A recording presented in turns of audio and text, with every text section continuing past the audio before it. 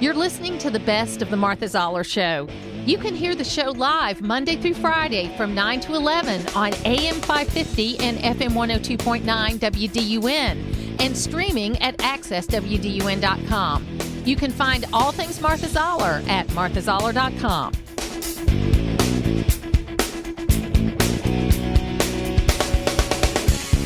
It is the Martha Zoller Show, and joining me right now is Congressman Buddy Carter of the 1st Congressional District, a great friend of the program. And I guess they were just all out on holiday, Buddy. You know, that we got two wars going on. We've got our troops being attacked on a regular basis, and the Secretary of Defense, who is sixth in line, is in the hospital in ICU, and nobody knows it. And I tell you, that's inexcusable. There's no question that the president should have been one of the first people to know what was going on. And not only was he in the hospital, he was in ICU. Yeah. I mean, there's a difference in being in a hospital and being in ICU. This guy was in ICU. Look, I'm not a big Lloyd Austin fan. I did vote to allow him to be considered for this position, even though he had not been at an Army over a certain period of time. I'll be quite honest with you. It was a little bit of home cooking. You know, he's from Thomasville, and I wanted to have a local guy up there. But at the same time, after what happened in Afghanistan, my respect for he and Millie both have just deteriorated to the point where it's just, you know, I really do think we need a change. So, nevertheless, but this particular situation is really inexcusable. It is, because he was, even though he was in ICU, he did make a call to transfer some of his duties to his deputy, but didn't tell the person why. So, you know, it wasn't like he was completely out. He was in ICU, but he was making phone calls. He was doing things. I mean, so I think, this needs to be looked at very closely, but it's another indicator that nobody's running the White House, so nobody felt like they needed to tell him anything. You know, who's really running the show? We don't know. Well, that's the question I get most often. One of the questions I get most often when I'm in the district: who's really calling the shots over there? Because it's obviously not Joe Biden and it's not Kamala Harris. Who's doing it? And, you know, it's a difficult question to answer. We hear everything from Obama's people who are still over there and have been brought back by Biden, the Obama administration. But you know what's the worst thing about that, if it's that option, Buddy? And you take a look at the people that are actually doing it. It's the C and D team of Obama. The A and B team of Obama are out making money. Okay? They're, the ones that actually, kind of manage things pretty well. Even though I wasn't the biggest Obama fan, he at least tried to govern a little more center left than far left progressive. Okay? So that A and B team is out making money. The Austin Goolsbee, the Larry Summers, the, David Axelrod, they're all out making money. They're not the ones calling. And good for them. Yeah, good for them. Good for them. Keep them as far away from the government as possible.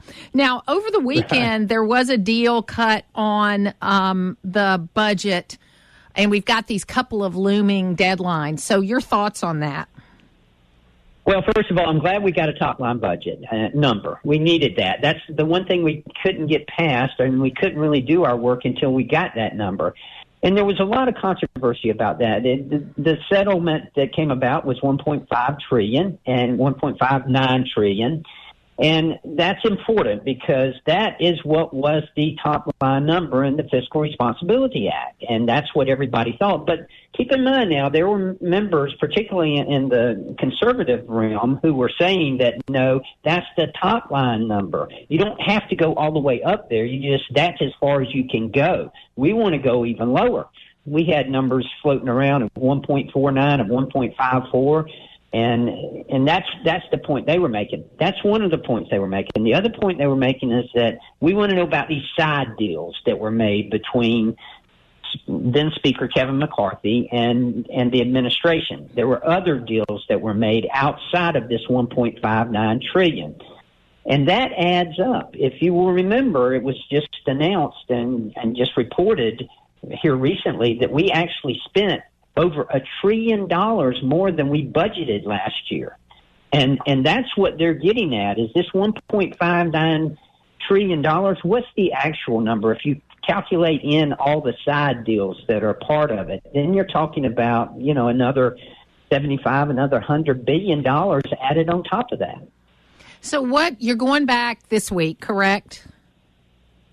Are y'all going back this week? Tomorrow. Yes. So tell us what you anticipate doing this week.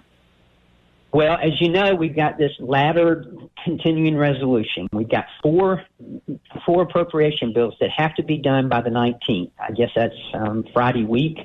That they've got to be done by that. So we got 2 weeks to get them done, and that's the agriculture, THUD, transportation, housing, urban development. It's military VA, MILCON VA, and then also it's energy and water.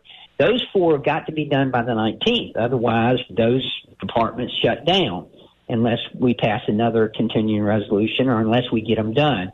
And it's important to note that the Speaker has indicated that he's tired of short-term continuing resolutions, and he's not going to do anymore. So, he's kind of taken that off the table. But if we do get these four done, then we've got to get the rest of them done by February the 2nd. Now, the interesting one to me about these four is the agriculture, because we've already tried in the House to pass the ag bill twice, and it's failed.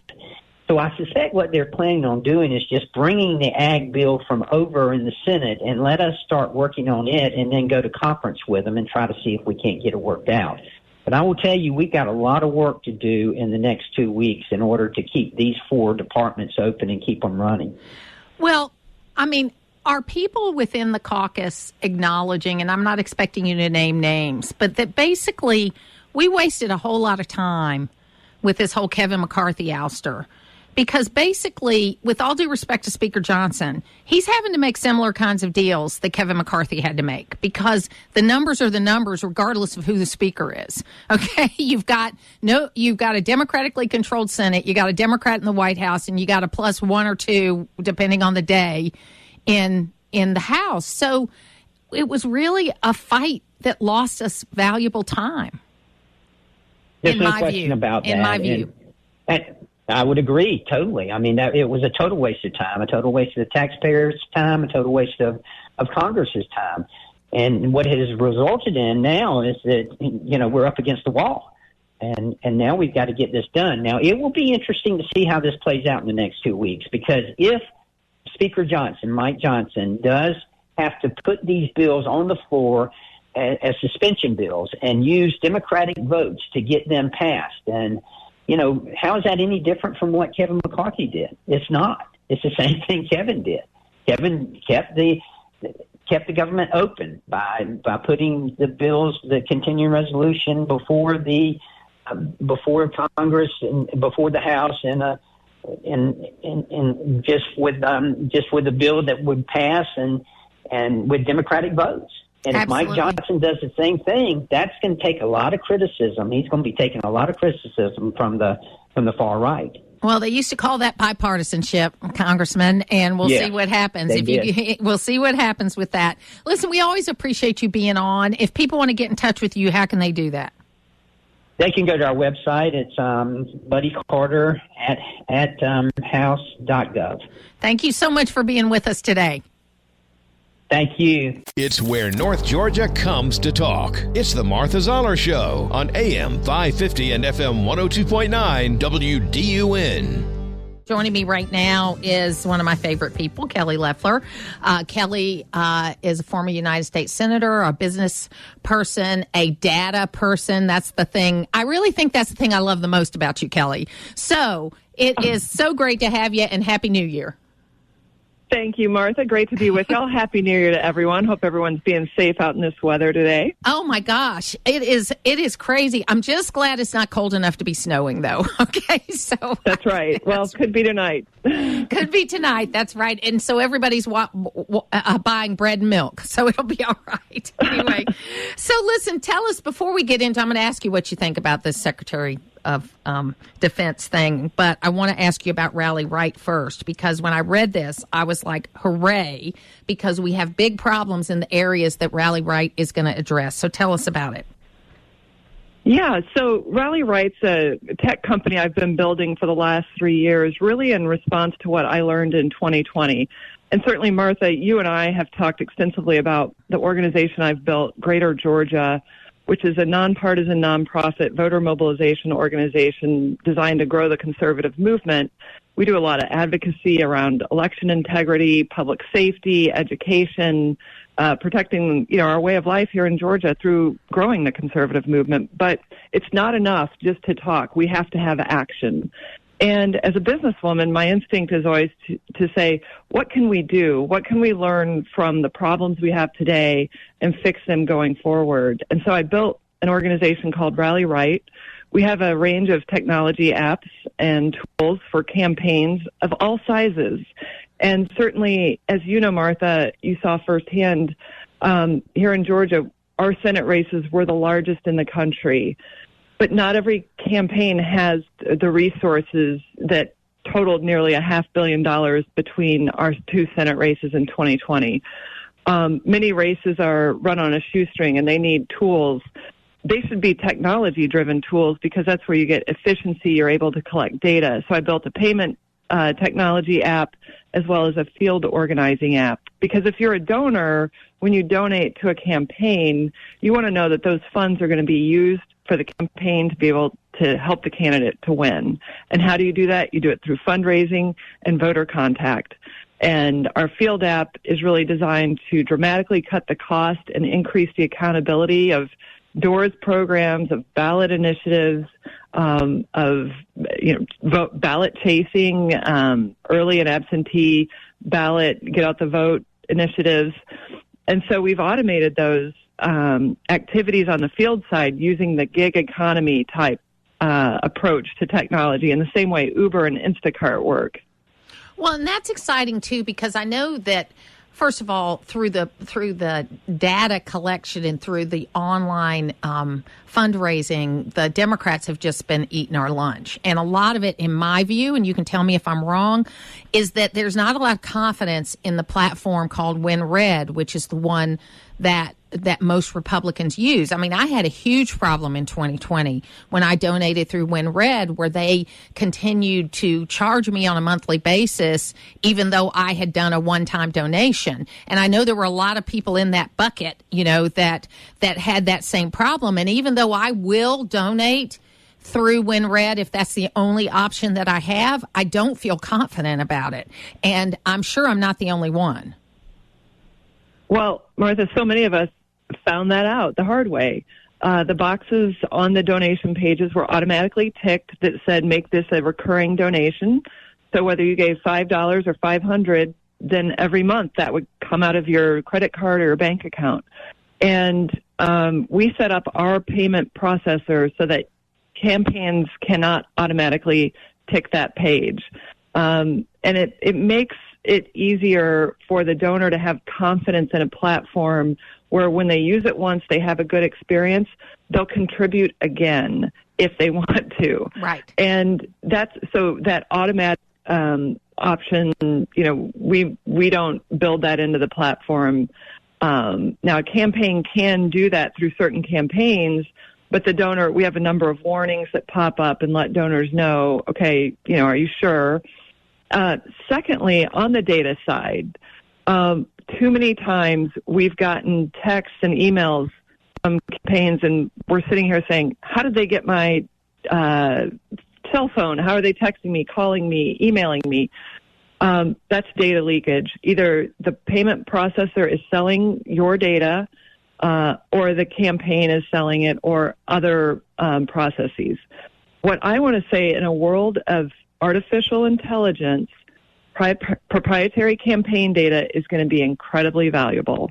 And so on the fundraising side, donors want their names to be protected so that other campaigns can't come after them. And campaigns should want to protect their donors so that we don't have donor burnout. And we also don't know how donors are being approached by other campaigns. We all get tired of those 500-time match emails, like limited time. Are you not really a Republican? You're not giving. You're not, you're going to be off the list. No one wants to be threatened into donating. So what we're trying to do is create a positive environment for the payment processor to raise that awareness of respecting the donor, respecting the campaign. So we're talking about Rally Right, which is a new organization that Kelly Loeffler, the former United States Senator and current businesswoman and data person, is putting together. And the fundraising part of that is called Donate Right. And but there's also another part, which is another area where I'm sure you learned through your work with Greater Georgia that we needed to do a lot better job. And that's the canvassing part, the getting people out, the mobilizing grassroots, and being able to get those grassroots people out so that when someone knocks on your door, it is somebody you know, not somebody who's just shown up there.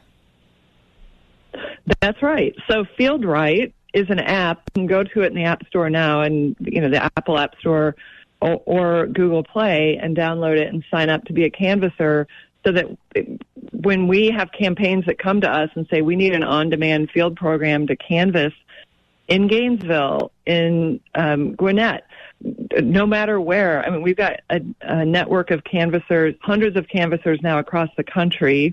And by the way, our efforts are national at this point. We have really statewide, across the state, 26 states, candidates using our payment processor, and about a half dozen states using the Field app. And so we have this on-demand ability to supply campaigns with door knockers that are trained, that are vetted, that are automated into our payment system so that when they complete walk books, they get paid automatically.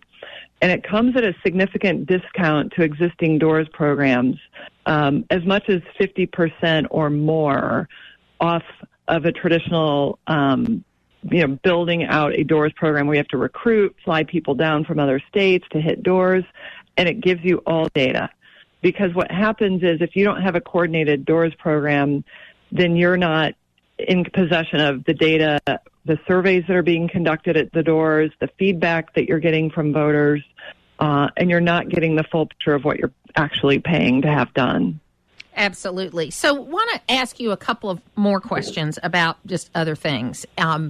Looks like the last poll I saw was roughly 22% of African Americans are considering voting Republican. That's the highest number we've seen in probably since 1960, if you want to know the truth. What do you think about that? And are you seeing that in your data that you get from Greater Georgia and Rally Right? We absolutely are, and we've been working on growing the involvement of the Black community, the Hispanic community, the Asian community in the conservative movement for 3 years. And we've had these conversations every day, day to day, whether we're at the grocery store, the gas station, registering voters, whether we're doing a Black Leaders Roundtable. Look, as Americans, regardless of our race or creed, we care about the economy. We care about public safety and schools. And the direction of the country is we're on the wrong track, and that's widely agreed by 80% of the country. So regardless of the walk of life that you come from, your background, your skin color, you want to live the American dream. You want your kids to have the opportunities that you saw growing up or have better opportunities. And we're going in the opposite direction. And so what I see people saying is, this isn't working for me. My life is not better than it was 4 years ago. I want something different. And what conservatives are offering, the Republican Party, is about economic discipline and opportunity so that the government isn't in charge of your life. You're able to say, I want to live this way of life. I want to achieve these dreams. I don't want to depend on the government. And you even have the Biden campaign saying, and even Michelle Obama recently was saying, the government needs to provide more and more. Well, we don't want that. We want to decide how our dollars are spent. So I'm not surprised at all. So you served in the United States Senate, and we found out this weekend that Secretary of Defense Lloyd Austin not only, had a surgical procedure on the 22nd of December, that somewhere around the 29th of December or the 1st of January, he had some sort of complication, went into the hospital, was in not only the emergency room, but in ICU, and that it was 4 days before it seemed anybody in the administration or anybody else knew about this. Even the person he turned over his duties to, he didn't tell them why they were doing it. Give us your thoughts on that. Well, this is dereliction of duty that deserves investigation. I believe there's a congressman that's already brought articles of impeachment. I think, first of all, let's look at this administration and the tone that is set at the top. And whether I'm in the Senate or in the business world, the tone is set at the top. Biden has been out of office in 2023. He took 148 days of vacation. Okay, so that's someone that's not in touch. And this is happening while American troops are getting fired on by Iranian militants. And there's no response. There's no accountability. There's no transparency. It's why the American people don't trust what's going on in Washington. It's one more example of why we need change at the top and throughout the entire administration, and that can only be done if we make sure that the Biden administration is not in power come 2025, because this is a dire situation, particularly in light of what's going on. But even if that wasn't happening, think about the hundreds of thousands of troops whose leadership is asleep at the wheel. I mean, that's tragic. They deserve so much better. And this should be really a central message for accountability in Washington, and we can hold people accountable at the ballot box. So, Kelly Loeffler, again, tell people how they can find out more about Rally Right. Yeah, so you can go to rallyright.com. If you're interested in canvassing, you can download the Field Right app, FIELD RIGHT, in the app stores, Google and Apple app stores.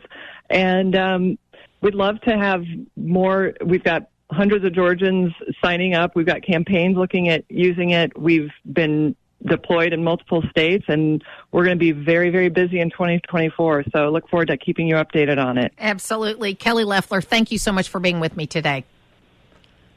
Great to be with you, Martha, as always. Putting the talk in news talk.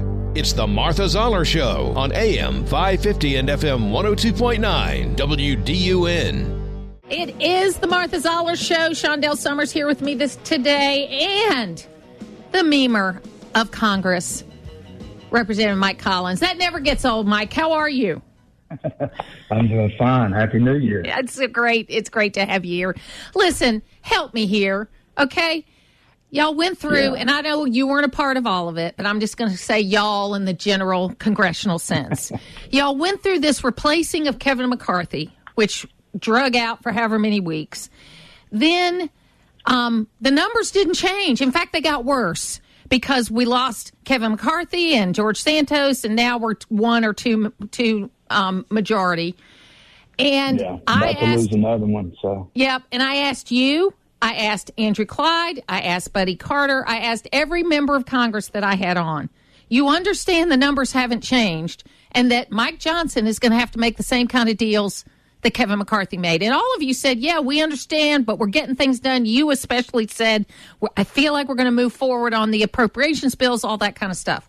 So where are we, and what is with this ridiculous discussion of possibly vacating Mike Johnson? Well, I think there's two main things up here that are going on simultaneously. We all know, I especially campaigned on the debt being the number one threat to this country. And we also campaigned on the fact that this unsecured border that we have down there, this invasion, we have got to get under control. And neither have really been addressed to a lot of people's satisfaction. And so that's where you're seeing the combination, combining the two. We need to do some things now. There's no reason that we couldn't. We're not out of time today. We've gotten to the 19th as far as when the first continuous resolution runs out, and then into February with the second one. But there are things that we could do. We need to be continuously pressing the Senate to do their job over there. We've sent them so many good bills that they do not touch. And you know, to your point, a lot of it is because they feel like that we don't have any leverage because we don't have enough numbers. That's very true. But that still doesn't mean we don't go to the last hour trying to push this thing and push the narrative, because everybody in this country knows that this invasion from our southern border is serious. It is very serious now. And they also know that the debt, we have got to start doing something about getting this debt under control. So a week or so ago, the Speaker and the leadership came up with an agreement with, I guess, the Senate and the White House, which roughly was about $16 billion in cuts, which is nothing. It's a drop in the bucket, but it's more than was able to be gotten by anybody else in the last few cycles. And I think that I looked at it, you can tell me if I'm wrong, they were actual cuts, not just, reduction in increases. And you're right. But the previous speaker had some side deals that were totaling about $50 billion. Well, and Johnson he shouldn't have been knocked kicked down out. 20 of that. Yeah. He shouldn't have been kicked out, but that's just, my opinion on that. Well, I've said it time and time again. It was bad timing. It really hampered the process because we had finally gotten moving on our appropriation bills. And we maybe, who knows, maybe not, be looking at a totally different scenario.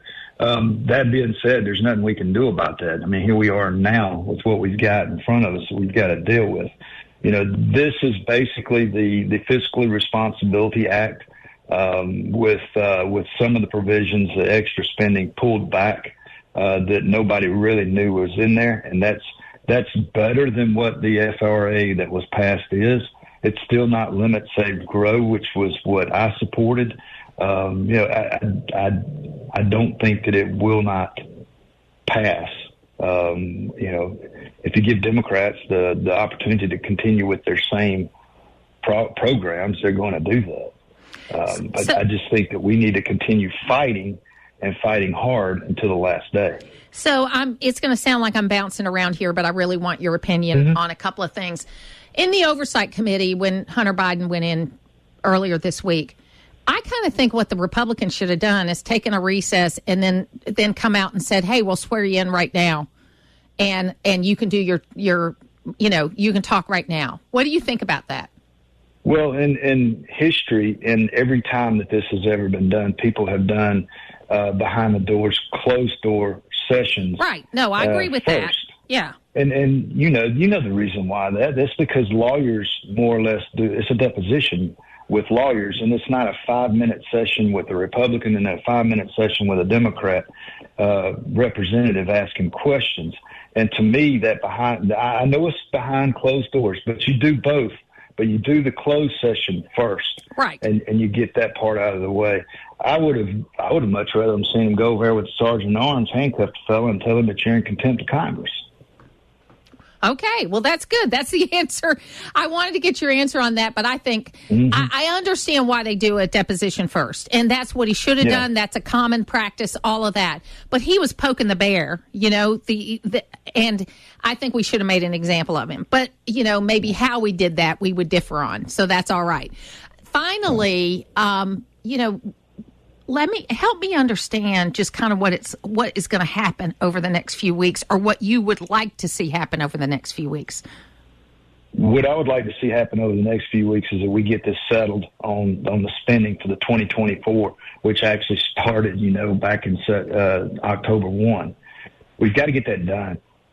Then we need to get a budget kicked out.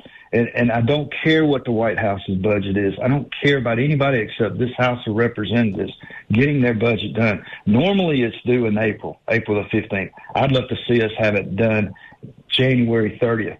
Get this thing out so that we've got a good top-line number so that when we get through with appropriations, we don't have certain people saying, oh, hey, the top-line number is wrong. And then we have to go back through approach again. That's kind of what happened this last time. Let's get everybody, you've got your opportunity to discuss and tell us what you think that the top line numbers are.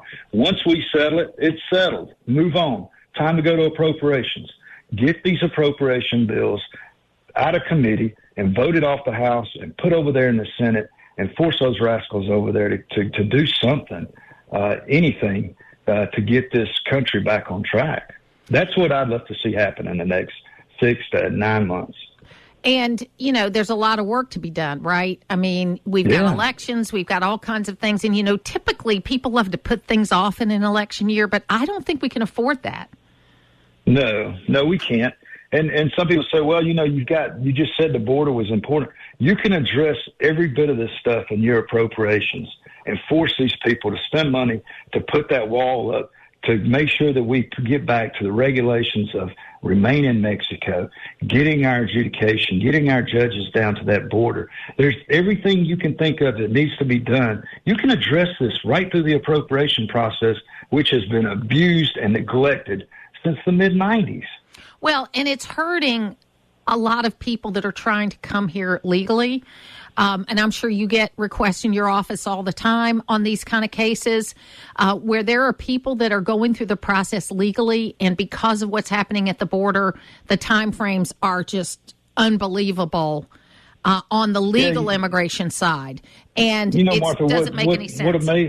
What doesn't make any sense to me and amazes me is how if you're impoverished and you're looking for a better life, and then you turn around and you spend $15,000 per person with a cartel, where are you getting that money from to come across illegal? Why not just go up to the gate or the bridge or the crossing and say, hey, I'm impoverished, we've got no money, and we're looking for a better life? Why would you pay people $10,000 to $15,000 per person to sneak you across the border and then say, oh, hey, here I am? Yeah. It doesn't make any sense. It doesn't make any No, sense. it And we've got to get it going.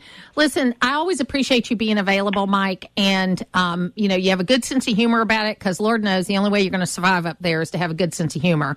And you're going to get some work done, too. We appreciate you being with us today. Well, you know what, Martha? It's an honor to be here, and I enjoy it. I love being in the fight up here. And if there's anything we can do for anybody, I don't care if you're in the 10th district or not. You need some help, you call us. We'll be glad to take a look at it and point you in the right direction or see what we can do. It's local radio, and that's why you're listening. It's the Martha Zoller Show on AM 550 and FM 102.9 WDUN. It is the Martha Zoller Show. Bud Hughes is with me right now. And Bud, how are you? Thanks for having me in. So we're pleasure to be here. We're very excited because, so my whole family are car people, and they're always trading. My boys and my husband are always trading videos about cars and things that are happening. Well, Saturday night, we got this video from a YouTube channel called Will It Haul, and they had in it the Edison electric semi-tractor that was basically a diesel to electric tractor that is a semi-truck. And it was so common sense that even I watched the video.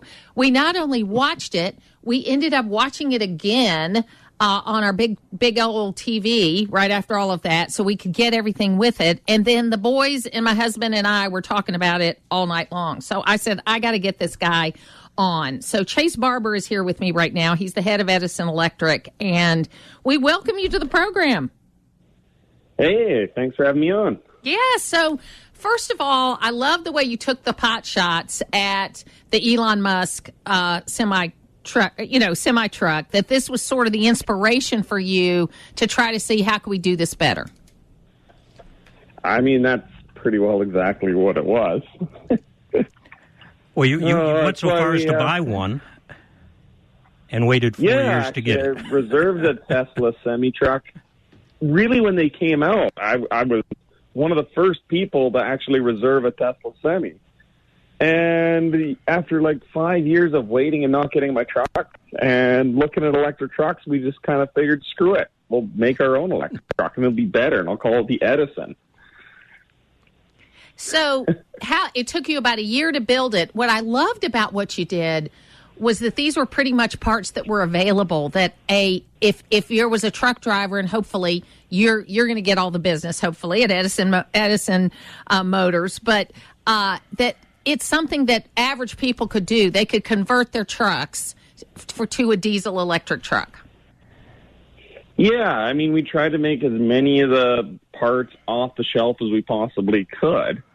I don't like the way the world's going with, I think there's such planned obsolescence and too many custom parts that you can't source, you can't find. It becomes increasingly difficult. So when we decided to make the truck, our whole ethos was making it as easy to service and easy to repair as possible. Because that's the way, like, electric, if it's done really right, can be easily repairable, easily serviceable. But they're just making cars now that are so jammed full of things that you can't work on, you can't touch, and it's driving me nuts. So we figured we'd do the opposite. Well, you know, we're also in the era of, and you pointed out in your video about the truck, we're in the era of $3,000 headlights for cars. You know, what are we thinking? Yeah, it's absolutely insane. I've seen that before, where the headlights were $1,500 each. I'm like, yeah, that's nuts. Like, I've seen it where turn signals on a car, like a new turn signal, a new Kenworth is like $400 or $500. The turn signal on a truck that's 20, 30 years old is $4.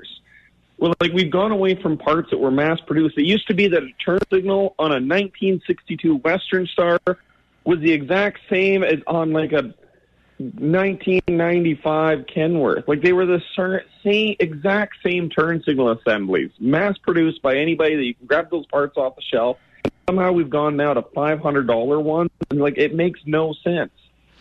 Well, you know, I think it's also why we... Well, absolutely. When my son, in 2008, my son converted a diesel Rabbit to vegetable oil. Okay. He did not want to pay $4 a gallon for gas. And so he figured out how to do it, and he did it in my husband's shop, and he drove that car until he finally sold it about 10 years later. And he did the same kind of thing. He did it with parts he could find. He went to pull apart yards. He did all that kind of stuff. Well, your project is a gigantic project compared to that, but it's really the same concept of making it where you can work on it. And I loved when you were sitting on the platform over the wheel and looking at the engine, because you can't do that anymore. No, not on too many vehicles, at least. And I think it takes somebody that's a mechanic like you guys are to realize that you, at some point in time, you've stood on a tire and tried to repair things on your truck. You can't, you can't work like that. You were talking about the bolts on the frame being basically a driven-in rivet that's peened over, but you can't work on that. So your whole stuff, all your frame and everything, is bolted together with grade 8 stuff. That's just common sense. Yeah, and it's the way they used to be made for the last 80 years. So tell me what has happened since this video came out, because it has gone viral. Yeah, I mean, since the video came out, the truck's finished up its testing in Ontario. Everything's approved, so we're able to finally issue our VIN number and then drive the truck on the road. So we went through all of our testing stuff, so we're going to ship it back home here, put the VIN number on it, license plate on it, and then we're going to go start putting it to work. Way cool. So how do you think what is the government red tape for you to be able to have this thing on the road for you in Canada? Surprisingly not that much. It was a $25 application fee, and then we had to go get it inspected, tested. That did take 2-3 months. But it was only $25 in Canada. Wow. In the U.S., it was like $600,000 to go do it. Oh, wow. It was way more expensive if you want the U.S. one than the Canadian one. That is so crazy. So what's next for you on this project? Well, the next thing on the project is just that. We're going to go put it to work, start hauling some stuff, and we're already working on building the next trucks in our shop right now. That is so fantastic, because I do think they're trying to reinvent the wheel in a way they don't need to. I mean, I want things to be more efficient, okay? I want things to be as clean as they can be. But I also don't think this idea of forcing people to get rid of everything they know in order to make it happen is going to work. No. And I think it's the reason why, to be honest, we see so many production delays, and we've seen so many electric vehicle companies that have tried to come in there, and they promise they're going to build thousands of trucks and get it to market after one prototype, or you got companies worth billions and billions of dollars, and it takes 8 years to develop a truck, because they've totally reinvented the truck. They've made plastic mold. Like, we've seen it happen over the last 2 years in the supply chain issue, where there's been plastic moldings for headlights specific just to that vehicle, and it's a 14. And if anything goes wrong at all in the entire supply chain, they can't get the parts, so the production shuts down. We used off-the-shelf parts that, like, realistically, the patents expired on these parts 40 years ago, which means lots of people are mass producing because they were on so many trucks, which means we didn't have supply chain issues, which means we didn't have to have engineers designing fancy headlights that are super. We just used parts off the shelf that I could go into any parts store. So when we actually built this truck, we were able to get it built really quickly, really cost effectively, and we were able to develop it in record time. And everyone was wondering, like, we've seen it from the big companies. Oh, how did Edison Motors do that? That's just a small group of guys working up in northern Canada. How were they able to build an electric truck? Well, we just used parts that you could source. We didn't make everything, could redesign the wheel as so it was. Absolutely. So if people want to know more about what Edison Motors does, how can they find out? YouTube. YouTube is probably the best one, Edison Motors. Absolutely. Chace Barber, thank you so much for being with us today. Yeah, thanks for having me on. To hear the full versions of last week's Martha Zoller shows, go to the podcast page at accesswdun.com, and you can follow me on social media at Martha Zoller.